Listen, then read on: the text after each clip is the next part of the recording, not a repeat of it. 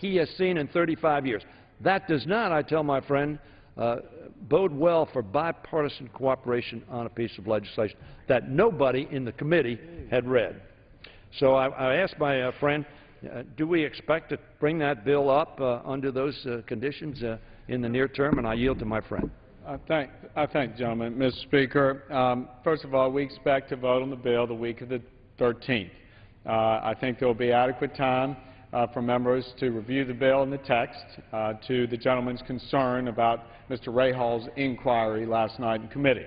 That is exactly why we are allowing for the time so that members can review such a big bill, a bill that means so many jobs to so many Americans. And I hope that the gentleman will come true to his true nature, which is bipartisan, and to work with us. Because this American Energy Infrastructure and Jobs Act is just that. It is a jobs bill. It is a bill that can provide some certainty to our contractors, some certainty to our communities, so that we can start to grow again and see jobs proliferate.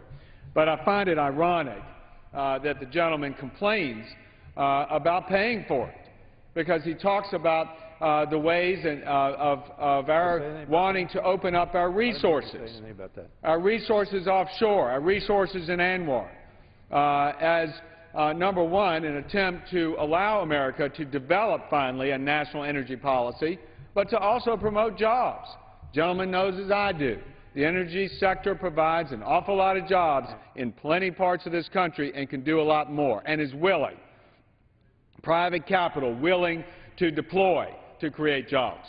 But I find it also ironic, Mr. Speaker, that the gentleman complains that there's no bipartisanship because somehow we're not working with the administration.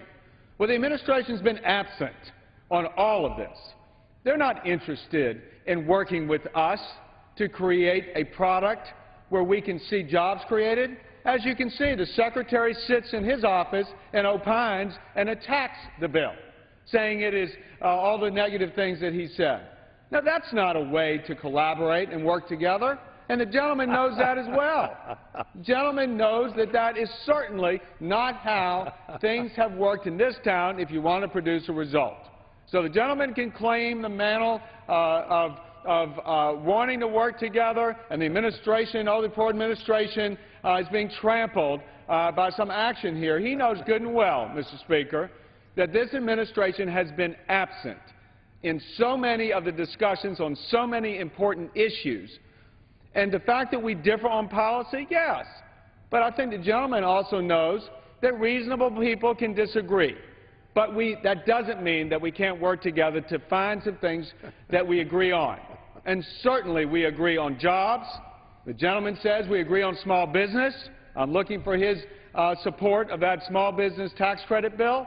And we agree on infrastructure spending being an important part of our economy. So I'm looking forward to the next week or so as the bill works its way to the floor to hopefully garner his support. I yield back. I thank the gentleman. Wonderful, wonderful logic. A Republican leader in this House is appointed to include bipartisan, as we have been on transportation and infrastructure, as Secretary of Transportation, who was a leader in this House, and the Chief of Staff of the minority leader of this House says that the bill you have drafted, that your members didn't read before they passed out of committee, the public, I'm sure, is glad that at least we're going to read it before we pass it. I hope that's the case. I've heard a lot of talk about reading the bills. Nobody read it before they passed it out of committee. And a Republican Secretary of Transportation, former Chief of Staff of the minority leader, says, my friend, it's the most partisan bill he has ever seen in 35 years. And then you say, well, I know we passed the most partisan bill in 35 years, but, gee, the administration won't work with us. You don't accept that premise. I understand that. But it's ironic that you say the administration won't work here. You and I both know Ray LaHood happens to be one of the more bipartisan people with whom you and I have served. I've worked frequently with Congressman LaHood when he represented Peoria as a Republican in the House of Representatives. He and I worked together on a lot of issues. Why? Because he wanted to get things done. He wasn't just simply interested in making political points. Now, you bring up ANWR in terms of pay for it. I'm for paying for this. You didn't hear me say anything about offshore drilling, this, that. I did about ANWR because you and I both know in a bipartisan way, many of your members have voted against opening up ANWR, and we have, as the gentleman knows, millions of acres currently available for drilling in Alaska right now, as we speak. So that we want to have a bipartisan, but putting an 800-page bill on the table, no chance to read it, passing in a 17-hour marathon session, and then having clearly having not worked at all with Ray LaHood. And if you're telling me that Ray LaHood won't work with Republicans, I simply do not accept that premise. I think that's an absolute I think that's a disservice to Ray LaHood, if that's what you're saying. He is the Secretary of Transportation, and there is no doubt in my mind, none, zero, that if Mr. Michael wants to work with Ray LaHood on a bipartisan bill, Ray LaHood will be here as many hours, days, and weeks as Mr. Micah needs him here, and I think you would hopefully agree with that proposition. Ray LaHood is a Republican, but he is a bipartisan American who wants to get things done for our country and create those jobs of which you speak, which all of us want to do. We have a jobs bill, by the way, that you have not brought to the floor. What's one of the aspects of that jobs bill? Infrastructure, investing in infrastructure. That bill has languished for 5 months now, not brought to the floor by the Majority Leader, who has the authority to bring it to the floor, and I've, of course, been urging him to do so. Now, if you'd like to comment, I have another point, but if he wants to comment on what I've said, I'll yield. Absolutely, Mr. Speaker, and I join the gentleman in thinking Secretary LaHood is a fine gentleman, but all I can say is actions speak louder than words. And what I would say to the gentleman about his request for the President's jobs bill and whether we're bringing the whole bill up for a vote, I'd ask the gentleman how many members on his side of the aisle have actually sponsored that bill. And I think that there are certainly many elements of that bill that we can all agree on. And in fact, we have voted on 4 separate elements, big elements, of the President's small business agenda that he announced this week that were part of that bill. Crowdfunding, mini offerings to help small business access financing, a bill to provide for 100% depreciation, the provisions that will allow for more ability for small business to see money go to the bottom line so they can grow, and a bill that we passed out of this House to eliminate country caps for immigration for the highly skilled workers. All these are part of the President's proposals. All these the House has passed, and they sit. And they sit on the other side of the Capitol. So I would say to the gentleman, he knows, as well as I do, that more stimulus spending as a part of the President's proposal is something we don't accept. But there is plenty in there that we can agree on. Back to the notion of bipartisanship, let's set aside differences and find where we can agree. These are areas that we can agree on. And so I would say to the gentleman, please work with us. Please point the ire to the Majority Leader on the other side of the Capitol and say, bring these bills up. These are jobs bills. The President said so this week. Now yield back. The gentleman knows that a number of those proposals had bipartisan support in this House. I think have bipartisan support over in the Senate. But they're going to need to be paid for, and that's where the contention comes, as the gentleman knows. Let me ask you on another subject, if I might, the Stock Act. Well, before I do that, I appreciate the gentleman's observation with respect to those bills that the President has suggested we do, that we have done. The gentleman, could you, just for correction, there's no need for pay-fors on these bills. These bills are something that were cleared out of the House in a revenue-neutral way. The individual bills, you're right. Right. So, again, the gentleman is correct in saying there's bipartisan support for these bills. The President supports them. Where's the problem? It's across the hallway here. And we could actually get the Majority Leader there to help move these bills. We can make some progress. We could make some progress if, frankly, the Majority Leader could get 60 votes to enact legislation and transact business on the floor of the Senate. Unfortunately, as the gentleman very well knows, the Majority Leader, Harry Reid, has had great difficulty getting 60 votes to proceed with business on the floor of the House of the United States Senate. I think that's unfortunate.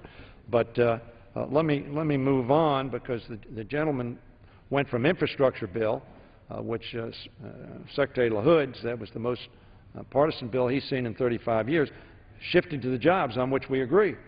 Fact of the matter is that I want to talk about another piece of legislation that the Senate has worked on.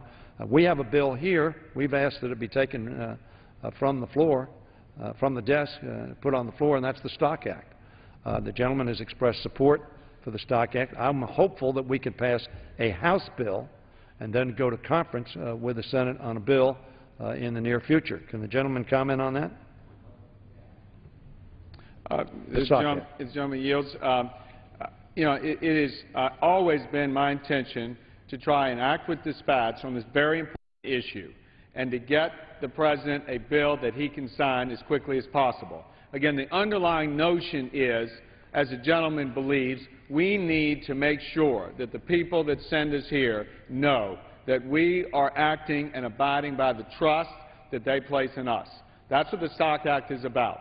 And so what we're going to do next week, Mr. Speaker, as I indicated earlier, is we are going to act with dispatch. We are going to take up the Senate bill.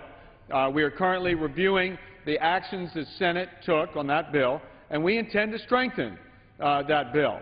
Again, to do so in a way that can get a bill to the President's desk as quickly as possible so that there is no misunderstanding on the part of the people that send us here, that they can have trust in this institution and the members, and there's no perception whatsoever that anyone here misuses information that they gain in the performance of their duties for their own personal benefit. Now, I thank the gentleman for his response, and he says the earliest date possible. I tell my friend that Tim Walz of Minnesota has had a bill, as the gentleman probably knows, the Stock Act. Also, Louise Slaughter, ranking member of the Rules Committee, has worked on for literally a decade or more.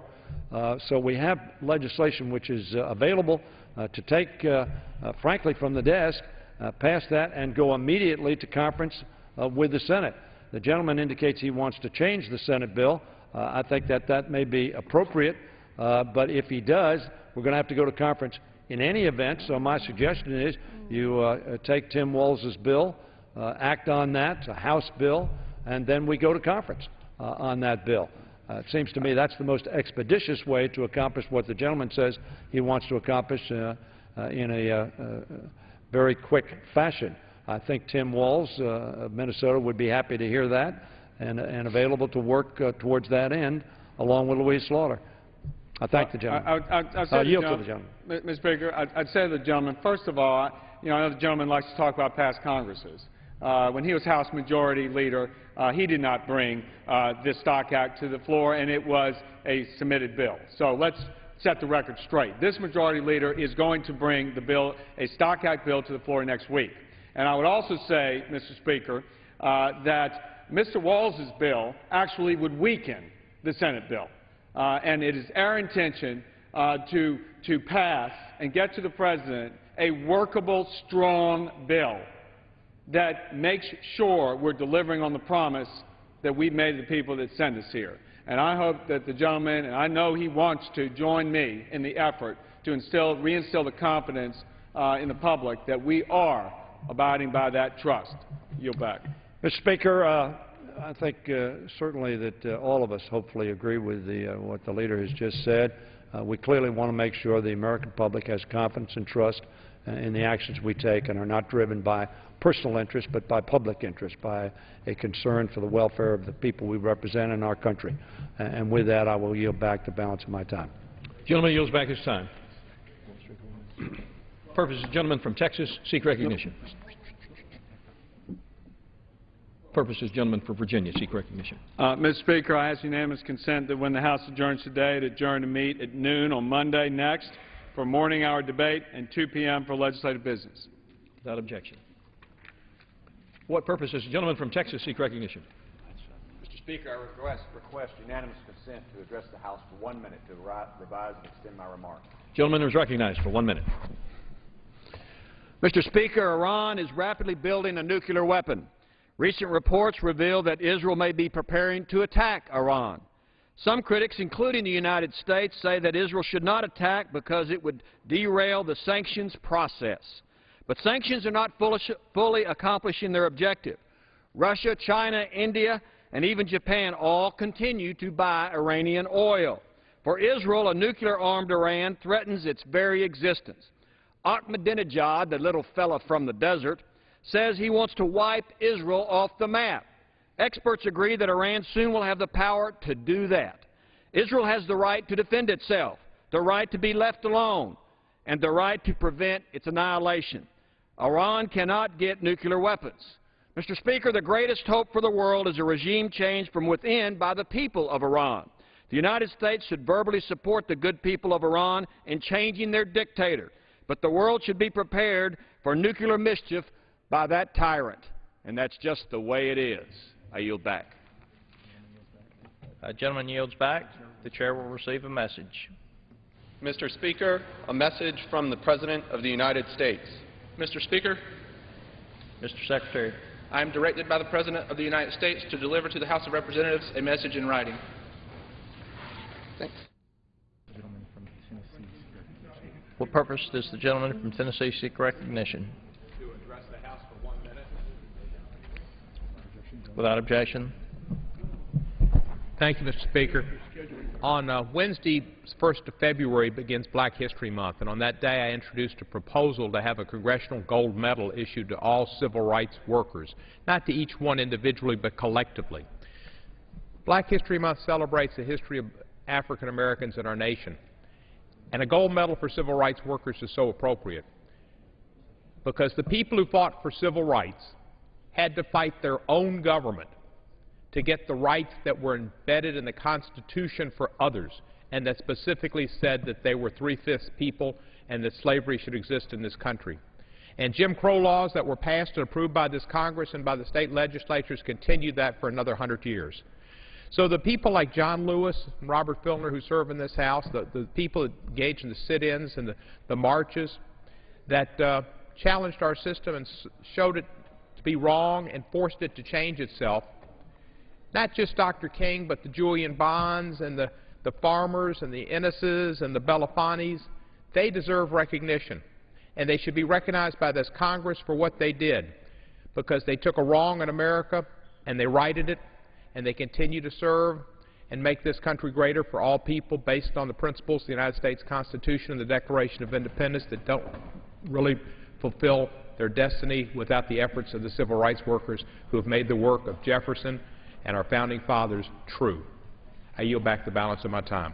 The gentleman yields back. For what purpose does this gentleman from California seek recognition? To address the House for 1 minute. Without objection. Mr. Speaker, thank you. I rise this morning to talk about a jobs bill that just passed out of the Rules Committee and will be on the House floor next week.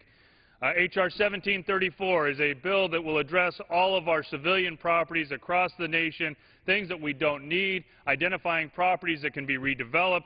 But just let me give you one example of something that's happening right here in the District of Columbia. The old post office, which will be redeveloped, keeping it in its historic fashion, will create 150 jobs just in the construction phase of redevelopment and another 150 ongoing jobs. If you want to be able to get the Republicans and Democrats to come together on a jobs bill, here's a fantastic opportunity, one that will bring in billions of dollars of new revenue from the sale of properties, will cut waste and get rid of a lot of the expense that we have on ongoing properties every year, and ultimately get Americans back to work. Truly a bipartisan proposal, something I'm looking forward to seeing on the floor next week, and I yield back. Gentleman yields. The chair lays before the House the following personal request. Leave of absence requested for Ms. Hahn of California for today, Mr. Heinrich of New Mexico for today, and Mr. Turner of Ohio for today. Without objection, the requests are granted.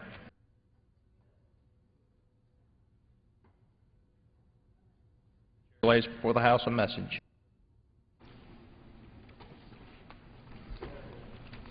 To the Congress of the United States, Section 202D of the National Emergency Act provides for the automatic termination of a national emergency unless within 90 days prior to the anniversary date of its declaration, the President publishes in the Federal Register and transmits to the Congress a notice stating that the emergency is to continue in effect beyond the anniversary date.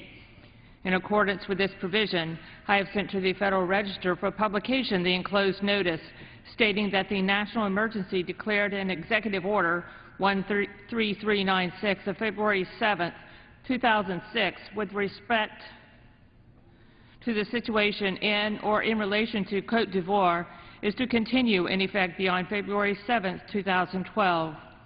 The situation in or in relation to Côte d'Ivoire, which has been addressed by the United Nations Security Council in Resolution 1572 of November 15, 2004, and subsequent resolutions, has resulted in the massacre of large numbers of civilians, widespread human rights abuses, significant political violence and unrest, and fatal attacks against international peacekeeping forces.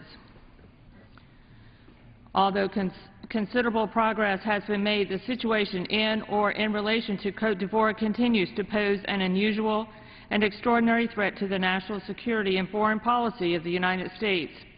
For these reasons, I have determined that it is necessary to continue the national emergency and related measures under Executive Order 13396 of February 7, 2006. Blocking property of certain persons contributing to the conflict in Côte d'Ivoire. Signed, Barack Obama, the White House, February 3, 2012. Referred to the Committee on Foreign Affairs and ordered printed.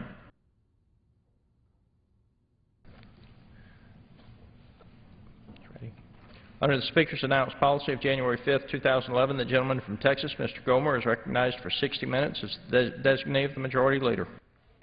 Thank you, Mr. Speaker. Well, this has been a good day legislatively in the United States House of Representatives, and there's a lot of good things to be said about what's happened today. Yesterday, there was a wonderful event. It's called the President's Prayer Breakfast here in Washington, and the President was gracious enough, and I'm not being sarcastic, he was gracious enough once again extend his presence with the First Lady, who is also extremely gracious and represents us well as the nation's First Lady. It was a marvelous breakfast held north of the Capitol. There were so many moving, touching things that were said and done, from having an 11-year-old girl that sings like an angel, bless us, and also having an amazing speaker, the author of a book on Amazing Grace, the William Wilberforce story, as well as Bonhoeffer from Germany. He was funny, he was inspirational, he was touching.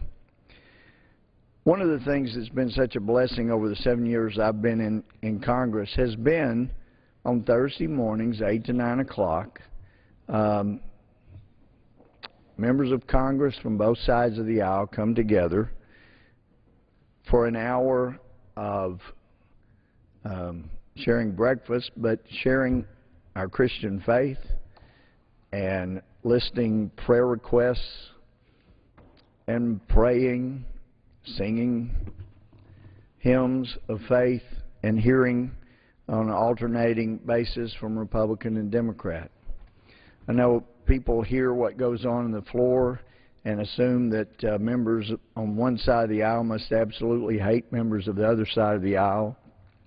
And actually, there are many of us that get along quite well, other than talking politics. And that's why we protect that hour. We don't talk about politics during that time, because those that gather together have something in common, our Christian faith, as well as a heart wanting to do what's best for this country, to ensure that we pass on a better country than we received as stewards. For the first time in American history, surveys now indicate perhaps 70% or more of the American adults believe that we will pass on to our children a country with less opportunity, and our children will have it less well than we have it right now. I'm determined to do everything I can to try to keep that from happening. But politics doesn't really get into the Thursday morning prayer breakfast where we have our little gathering. It doesn't get into our prayer time where voluntarily members of Congress come together. The first night votes are back. Republicans, Democrats, we express personal needs for prayer, and we join hearts and minds together in prayer for those things of need as well as those things that we've prayed for that result in a rejoicing. So those kind of things go on, and I am very sincere in being grateful to the President for continuing the tradition of appearing at the presidential prayer breakfast. It is quite meaningful. There are people from over 100 different countries, and I've talked to so many from so many different countries. I've developed good friends in other countries that they have started prayer breakfast among their legislators and leaders, and it's wonderful to see that kind of thing going on. Unfortunately, yesterday, one thing got entered into the prayer breakfast that would, I think, be better off avoiding, and that is, in such a breakfast, having someone stand up and basically make it sound as though the programs I'm for are based on Christianity, and the inference being, if you oppose me on this, apparently you're not a good Christian. There's an article that Brianne Howe posted yesterday, Thursday, and she starts off with a quote from C.S. Lewis, that one of my favorite authors, and the President started with a quote from one of my favorite authors, and the quote is, "Christianity has not and does not profess to have a detailed political program. It's meant for all men at all times, and the particular program which suited one place or time would not suit another." Her article says, this morning, in the middle of his National Prayer Breakfast speech, President Obama delighted those of us who love irony by quoting C.S. Lewis. It was an interesting moment in a speech that put forth the notion that taxing the wealthy is right along in line with teachings of Jesus. She says, I mean, Jesus did hang out with tax collectors, right? The idea that government welfare is somehow the fulfillment of Jesus' teaching on charity is a common misconception that many people make, Christians included. And it's the main reason that liberals believe conservatives are Christian hypocrites. Perhaps if the President visited church more often than only during campaign seasons, he might not be so confused. See, not only do we spend time praising God in church, we also gain insight from pastors who surely spent more time in the Word of God than we have. And let me insert parenthetically here. I don't hold the failure to attend church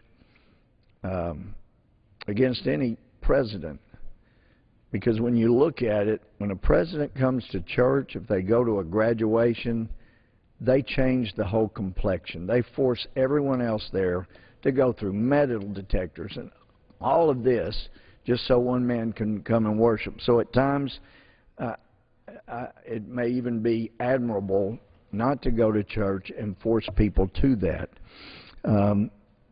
So I don't have a problem with that, although the article goes on and points out other difficulties. While Obama may have been correct in saying that government-mandated shared responsibility is equal to the Islamic belief that those of us who've been blessed have an obligation to use those blessings to help others, she says he's incorrect to group in Jesus' teaching, for under whom much is given, much shall be required, because aside from the fact that Jesus was discussing requirements from God, not the government, he was actually teaching his disciples that they were stewards of God's gift of revelation.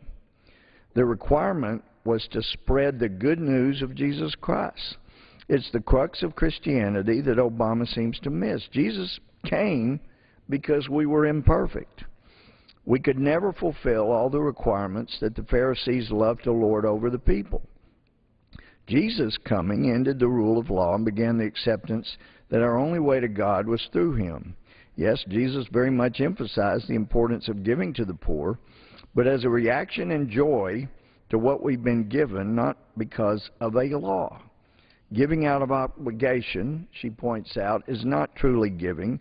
It's merely following the rules. Just ask anyone who's ever written a check to pay their taxes. I doubt you'll find them excited. Ms. Howell goes on and says, the Bible also teaches that everything we have, including money, belongs to God. We're called to be good stewards with his money. The government is the epitome of mismanaging money. If you truly want to help the poor, you should probably seek out charities. But that would require a bit of work on the part of a giver, and a great many find it easier just to let the government run every aspect of their lives. So it is that welfare money ends up spitting out of strip club ATMs, and those same people who paid their charity to the government wonder why government hasn't solved this issue.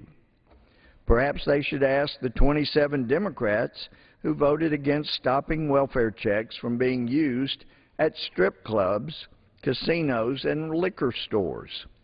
Another highlight in Obama's speech, Ms. Howell points out, was his proud proclamation that his administration has partnered with Catholic charities to help those in poverty. She says, I wonder if those charities are among the ones begging the Obama administration to no avail to change the recent Obama edict requiring them to cover both birth control costs in their health care, even though it's against their religious beliefs to do so. Really, slapping them across the face would take less time and probably hurt less. So I, again, applaud the President for appearing yesterday and hope that in the future presidents can avoid references that their agenda is based on Christ's teaching,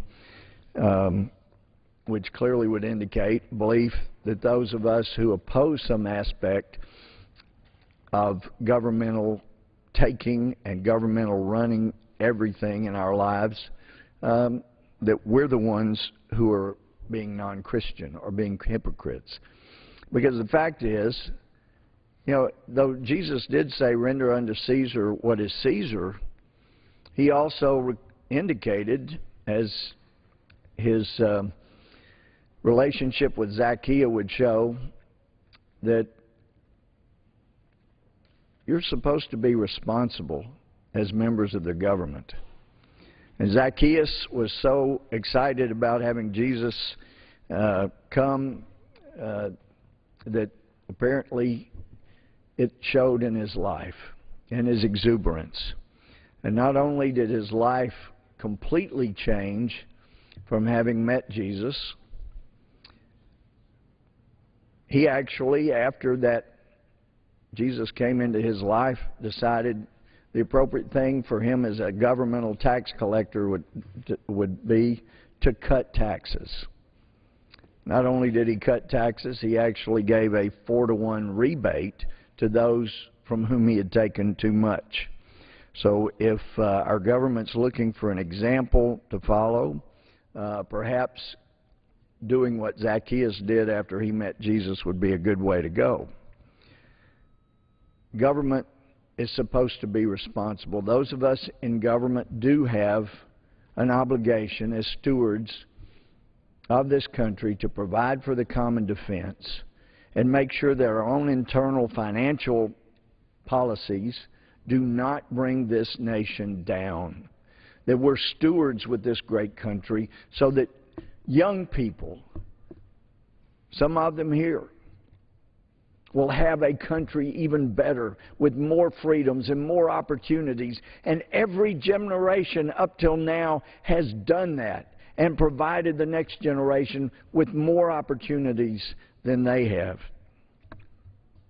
We have a lot of work to do. And the reason that I feel so good about today is after 7 years of pushing a bill, a concept that seems a surprise to Americans when they hear that we haven't dealt with this before, but it is stopping the automatic increases in every federal department's budget every year. It began in 1974. Now, I was going about my life, served in the military for 4 years, practiced law for a number of years, was a judge for a number of years, and I was listening to Rush Limbaugh one day at lunch, and he was talking about the zero baseline budget. And as I listened, I was a person who was shocked. What?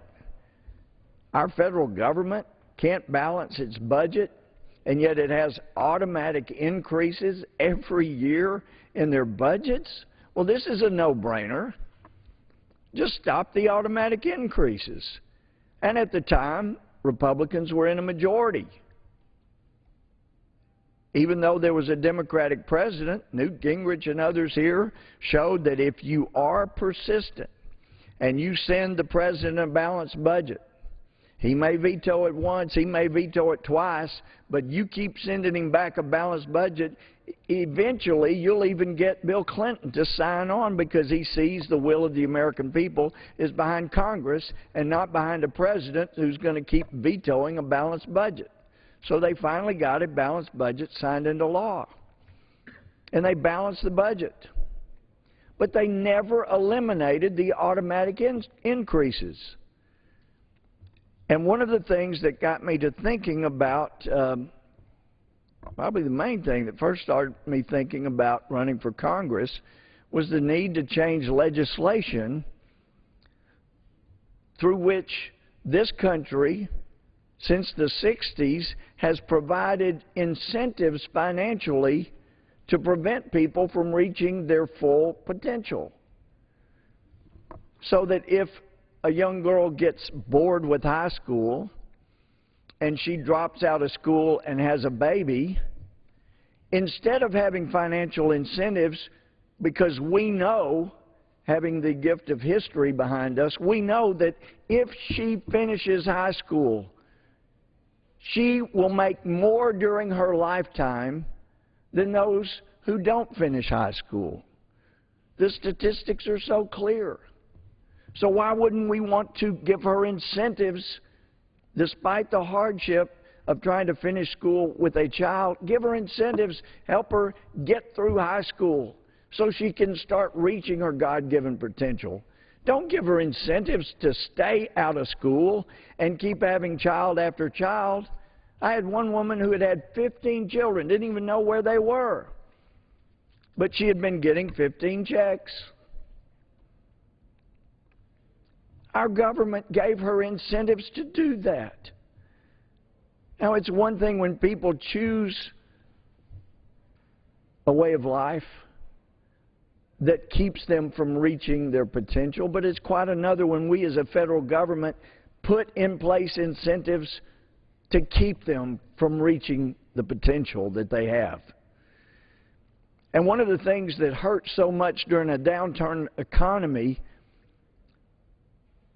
for any individual is when they have lost their job and they're used to working, because there's fulfillment in working. Even those of us who believe the Bible's account that there was an Adam and Eve know that before there was a fall from grace, when things were perfect, they had a job, and it was to tend the garden. Each individual has the same responsibility. Maybe you're renting, maybe you're living in somebody else's property, but wherever we are, we have a responsibility to tend that garden. And there's some fulfillment that's innate in mankind, that if you have a job and you accomplish things, you have fulfillment, you have self-worth. And from that, you begin to notice, wow, as C.S. Lewis did, as the man the President quoted, C.S. Lewis noted, in his book, The Case for Christianity, incorporated in the book Mere Christianity, he talks about how he enjoyed, as a professor at Oxford, goading Christians. How can there be a good God or a just God when there's so much injustice in the world? And then eventually he got around to realizing if there were not some standard, unwavering, unequivocal standard of absolute right and wrong in the universe, then how would he know that there was injustice in the world? In the same manner in which a person who is blind from birth sees nothing but blackness, how could they ever know that there was light and color and beauty with their own eyes? They can't see it. So Lewis explains, he began to realize there has to be something out there. There has to be some entity that set up justice, so I would know right from wrong. I would know injustice from justice.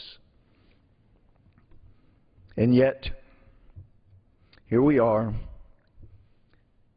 in the United States government as members of Congress, and too often we begin to think not only should we provide for the common defense, not only should we ensure that this government doesn't go broke in providing for the common defense, but we have those who think we should tell everybody how they have to live. We should tell everybody, well, as a judge in Texas did, listen, a student may voluntarily want to get up. She's given the right to stand up and given the valedictory address, and yet it may be from her heart she wants to thank God, but if she mentions the word God, invocation, benediction, join in prayer, bow our heads, you had a whole list of things, then I'll send her to jail, because I'm going to tell people what they can say and not say. You know, during the Revolution, one of the most quoted comments, usually attributed to Voltaire, but the quote is, I disagree with what you say, but will defend to the death your right to say it. It's one of the reasons I was willing to take a scholarship from the United States Army at Texas A&M, is because I look forward to 4 years of service and being a part of our nation's defense, to defend those rights that people are supposed to have, to practice religion, to believe as their heart leads them. Well, coming to Congress was quite eye-opening. In January of 2005, when I was sworn in, I was surprised this issue of automatic increases in our federal appropriation for every department in the federal government automatically increased. So if anyone said, you know what, let's slow down this rate of increase, then they were portrayed as wanting to hurt people or make draconian cuts, when all they were doing was slowing the rate of automatic increase. There were no cuts. And as we've been going through these last 3 years, 4 years of recession, unlike any other recession in our nation's history, because the things that should have gone on have not gone on, and I know most of us on this side of the aisle agree it's because the President has hijacked the economy with trillions of dollars in giveaway programs, including to groups like Solyndra. We keep hearing about those more and more, hundreds of millions, billions of dollars given to folks because they're pursuing some project that will never make money, but it's something the President wants to promote. I mean, it makes no sense not to stop the automatic increases. I brought it up back in my first Congress as a freshman. Why haven't we stopped the automatic increases in every department's budget? Make them come in and show us that it is justified to increase their budget. Don't give them an automatic increase and then only require them to come forward if they want an increase in the increase. Make them come in and justify the increase. I mean, we're going to give our nation's youth a bankrupted country, for heaven's sakes. Let's at least give them the chance to take over a country where they have freedom from government intrusion into their personal lives, and where they have a government that is not bankrupt, and we're already saddling them with $10, $20, $30, $40, $50,000 of debt before they ever arrive in this world. For heaven's sake, we should be more responsible than that. And what should have been an easier piece of low-hanging fruit to get us on the right track toward being responsible, but to say every federal department, you come in and justify an increase in your budget, because otherwise you're not getting one. We're just starting where you were last year. I mean, this should have been a no-brainer. It should have been an easy thing to do. But I've been here for 7 years, and it has not been done. 2 of those we were in the majority, 05 and 06, and now for a year we've been back in the majority. And I think most people who follow what happens in Congress know that I have not always been a big supporter of some of the things that our leadership has done. And since I believe in calling things as they are, when our leadership has not stood firm and stood for what's right and stood for what we got elected to do, I owe an obligation to Speaker Boehner to say thank you. 2005 and 6, when we were in the majority, neither the budget chairman nor the speaker were interested in eliminating the automatic increases in every federal department's budget. But Speaker John Boehner assured me last summer that we would get this done, but he said since he's not the Budget Committee chairman, that will be up to Chairman Paul Ryan to get that done.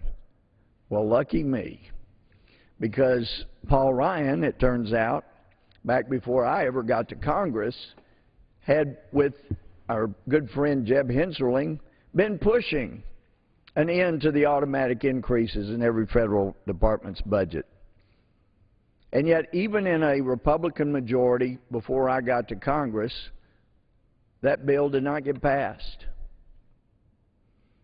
So the automatic increases continued even as people in the United States were struggling, and nobody else has an automatic increase in their family budget every year.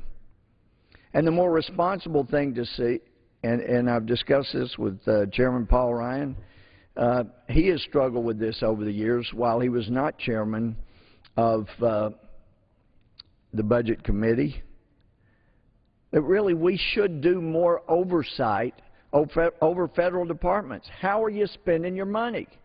But because we're required to have a budget every year, then the whole year seems to be taken up with getting that budget done and dealing with those budget issues. So he has a solution for that, and that is another bill that I understand will be forthcoming from the Budget Committee to go to a biennial, a 2-year budget. So we do a budget that will cover 2 years, and that will allow Congress to have hearings and do better oversight. Because before, when departments wanted an increase in the increase, then they had to come up and lobby people on the Hill, say we need this, we need more money than the automatic increase, and there really wouldn't be time to do a proper investigation to see exactly how they were spending their money. A 2-year budget that Chairman Ryan has indicated he would like to see, that would allow them to do the proper oversight. Now, there are some in the motion to recommit by the Democrats, some of those budgets that I can promise you they'll be part of some of those programs that virtually every Republican will want to increase. But the better way to move forward is to have a budget, no automatic increases, and then have oversight. And in those departments where there will be some part of the department where we'll want to see an increase, let's look at the areas that need decreasing. But when there's an automatic increase every year, then you don't have the opportunity to really go back and visit that. You're worried about doing the budget for the next year. So I applaud the House for passing the zero baseline budget bill, and I am very grateful to our leadership, to Paul Ryan, and the freshman class that has come through that wanted to see this happen. So I filed this bill in each of the 4 Congresses I've been in. It really takes someone in a committee of jurisdiction shepherding that through. So my language was incorporated into a bill that our freshman Representative Woodall put together. And as a member of the Budget Committee, he did an excellent job of marshaling that through, handling things here on the floor, and even dealing with the debates. And I think it's important to note we've had friends across the aisle stand up and argue against passage of a zero baseline budget yesterday and today. And one of the more articulate people in the House is Chris Van Hollen. And when we disagree, I still admire his ability to put words together in such an adept fashion. And I have his exact words in his argument against passage of a bill that ends the automatic increases every year. And a friend across the aisle, Mr. Van Hollen, said, quote, "This bill, when you pass it, doesn't save 1 penny." He goes on to talk about how we can cut them if we really want to cut them, but he goes on and he says, quote, "So again, this bill doesn't save a penny," unquote. He finishes his comments in saying, quote, "But this bill doesn't mandate any kind of cutting of that nature," unquote.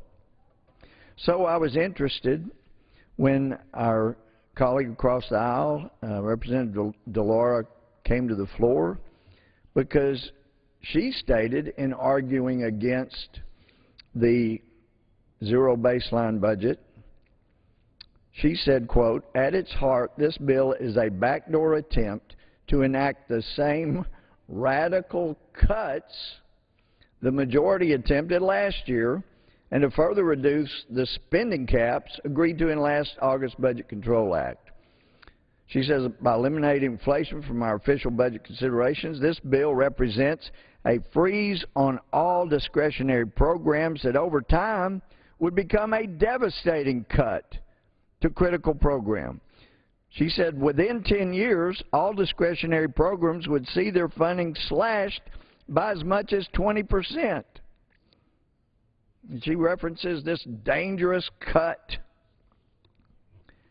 So we have one of our very able colleagues across the aisle saying this doesn't save 1 penny, and another colleague across the aisle standing up and saying this represents radical cuts. Well, what it should do, what it does do, eliminate the automatic increases that no family in America, no business in America has. All of the surveys indicate federal employees are being paid better than the private sector. Why shouldn't we take a better, closer look in each Congress as to which department needs increase and which needs decrease, and what parts of each department should be lowered and which should be raised? That is the responsible thing to do, and I think Chairman Ryan's proposal to a 2-year budget, though I'd never thought about it before talking with him, heck, 2-year budgets are what we have in Texas, so that you have some planning and you have something to count on. And I think it also indicates for this country what we see over and over, the private sector says, if you could give us some continuity where we know the same laws will be utilized for at least some period of time, then we've got something to count on, and we'll invest our capital. And whether they're Democrat or Republican business folks, or like on Wall Street where they're 4-to-1 Democrat over Republican, they still get it. And they see that, gee, we've got some continuity here so that we shouldn't be afraid to invest capital and get the economy going. But as the old saying goes, capital is a coward. It goes to areas where it feels safest. And it never feels safe when things are constantly in flux. This way there will be more continuity and we'll know more of what to expect. Last year's CBO, and that's the Congressional Budget Office, that has rather interesting rules. And I think when you look at the history of CBO's projections of the costs of things and how revenue would go, it makes it pretty clear if we were in the private sector, we would have gotten rid of CBO a long time ago and gotten somebody that is far more accurate at projections. I know that CBO previously, when Nancy Pelosi was Speaker, Harry Reid as head of the Senate, they were pushing the Obamacare bill, and it was scored. And CBO scored it over $1 trillion. And then the director got called over to the White House for a little woodshedding, although Director Elmendorf has told me he wasn't woodshedded, that he just had a nice conversation with the president. But after whatever you want to call it, his visit to the White House, they went back and cut off $250 billion from their estimate, basically, and said, well, it's more like around $800 billion is the projected cost.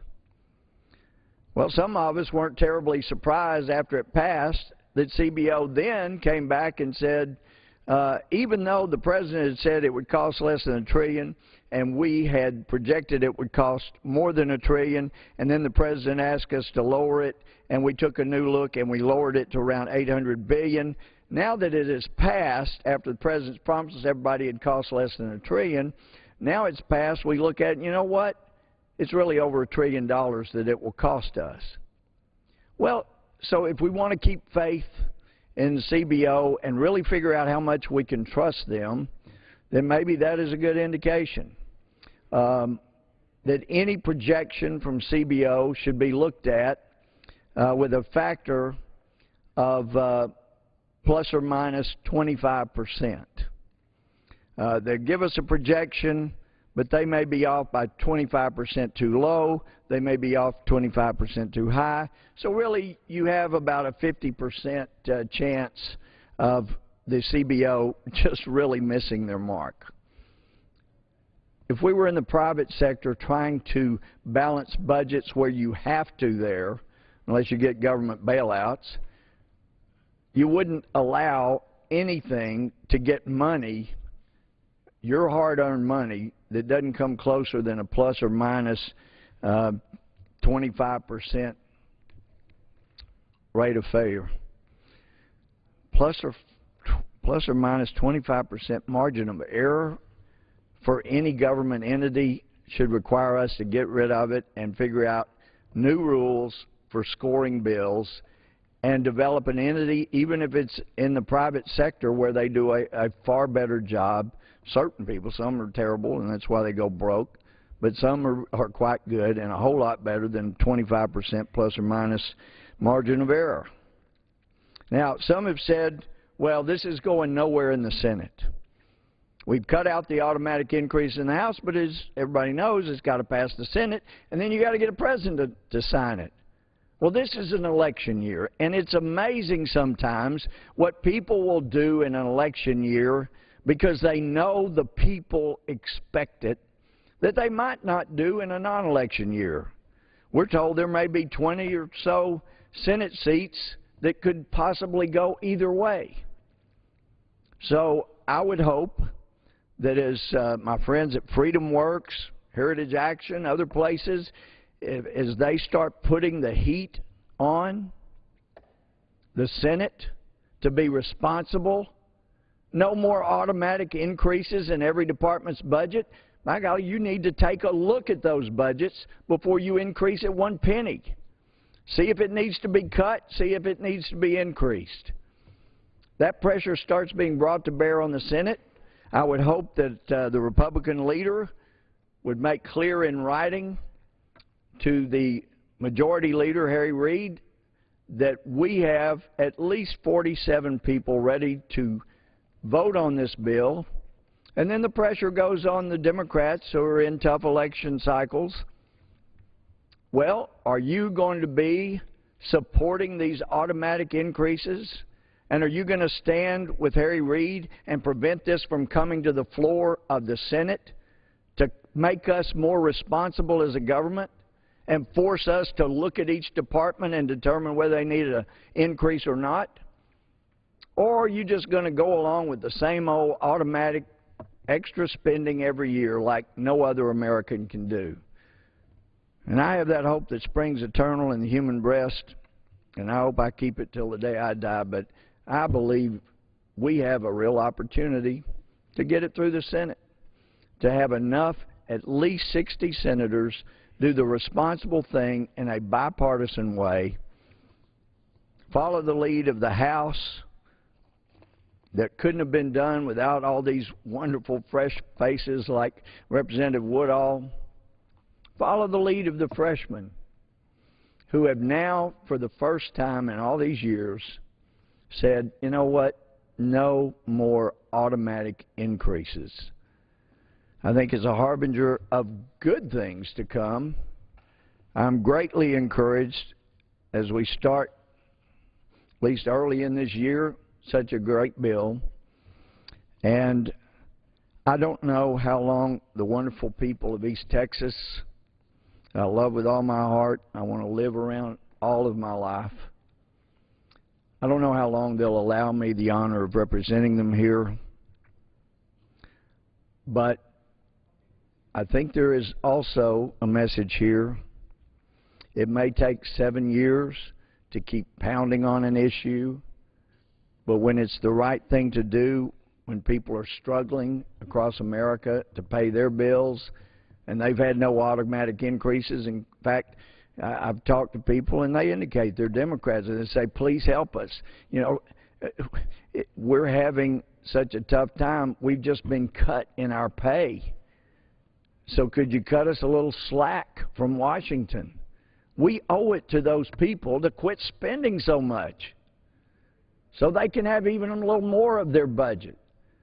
And I would think, as the President has talked about, people paying their fair share, we should take him at his word and ram through a flat tax that says if you're rich, you pay more because you're making more. And a flat tax does that. And if you're poor, you're not making as much as others, you pay less. And in the discussion with Steve Forbes, who ran for president on the idea of a flat tax, talking to Steve last week, I was asking him about some of the nuances of his plan. But he said under his flat tax proposal, if you were a family of 4, he provided a $46,000 exemption. So you make less than that with a family of 4, you don't pay any tax. So it's kind of hard to say that, you know, you're going after the poor in American society. A flat tax would eliminate the games. It would allow everyone to pay according to what they receive. That way, to whom much is given, more would be required, as the President quoted yesterday. And if those are given less, less is required. That'd be the way to go. Let's cut the automatic expenditures. Let's be more responsible as a Congress in supervising those things. As the oversight committees, oversight hearings progress, move forward, we'll show responsibility in doing that, and the American people will be the beneficiary. And I hope and pray that within the next few years, the polls and surveys will turn around, that will show the American public we can get this thing back under control so it can go on for another 200 years. We can do that. And then we'll see the surveys turn around so they don't say 70% of American adults don't think we're going to leave our children as good a country as we got. I see my friend Dr. Harris here would be delighted to yield to my friend Dr. Harris. Oh. Okay. All right. Well, at this time then I would yield back my time.